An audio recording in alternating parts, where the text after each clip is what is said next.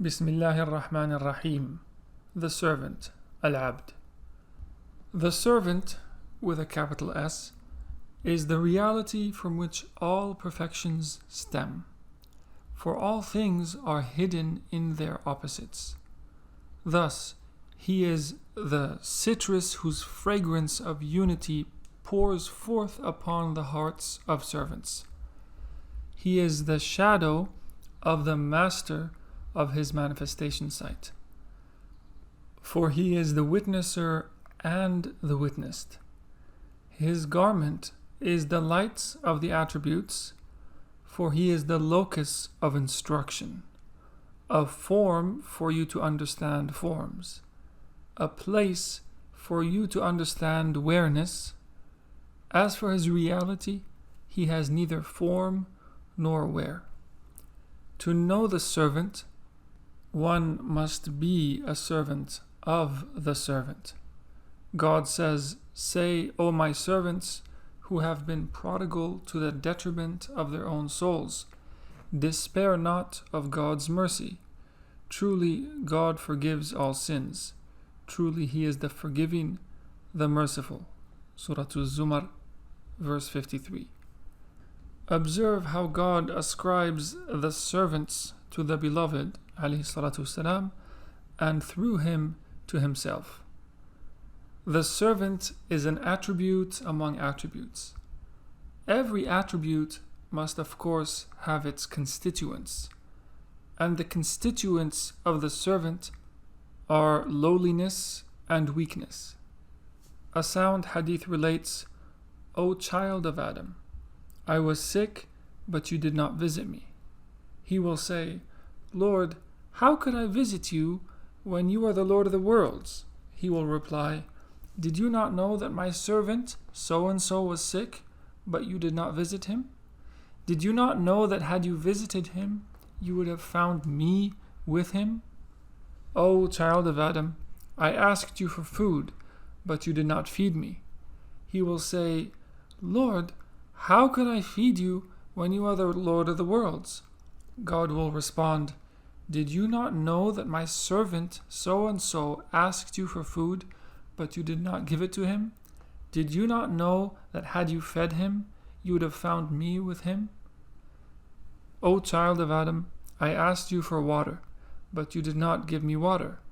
He will say, "Lord, how could I give you water when you are the Lord of the worlds?" He will say, "My servant so-and-so asked you for water, but you did not give it to him. Had you given him water, you would have found that with me." Sahih Muslim. Thus, the servant is the one who sustains the necessary attributes of the mold, including weakness, illness, and deficiency, and the attributes that oppose his reality, such as incapacity and ignorance. This is in order for the bodily opacity to draw nearer to him. For were his reality to be unveiled, it would be impossible to draw near to him or take from him. God says, "Glory be to him who carried his servant by night from the sacred mosque to the farthest mosque, whose precincts we have blessed, that we might show him some of our signs. Truly he is the hearer, the seer." Surah Al-Isra, verse 1. Note that God says his servant, abdihi, not his prophet or his messenger. Note also that the verse begins with Subhana, glory be to him, a proclamation of divine transcendence, lest you imagine any duality. This, that you may know that the servant is the title of the one who was taken on the night journey from the sacred mosque, which is the locus of manifestation, to the farthest mosque, which is the locus of non-manifestation. For it is the servant who fully encompasses, by the elements of his bodily frame, the entirety of the names. The central point of his essence is the gathering of the two bows, of the Qawsayn, and the manifestation of the two opposites. Thus, he is the one addressed by God in his exclusive singularity when God proclaims, say, قُل. For the servant is the being that becomes determined as a distinct entity from the divine presence within the realm of possibility.